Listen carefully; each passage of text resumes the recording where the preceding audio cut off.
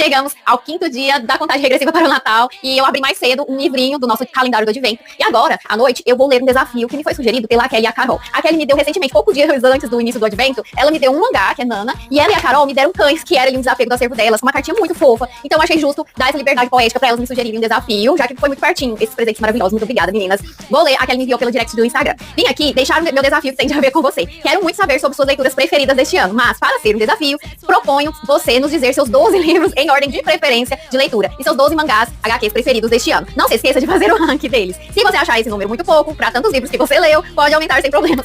Eu ia fazer esse tipo de vídeo de todo jeito, já que eu faço em janeiro, porém, missão dada, missão cumprida, antes do dia 25, eu trago esse ranking pra vocês. Vão ser 2 vídeos, provavelmente, não sei se vou fazer um vídeo só, 2 vídeos, mas muito obrigada, Kelly e Carol, por sempre estar aqui comigo, pelo carinho, por serem uns amorzinhos na minha vida, são conterrâneas goianas, e eu fico muito feliz em cumprir esse desafio pra vocês. Grande beijo, volte amanhã pra ver o 6º livrinho da nossa contagem regressiva.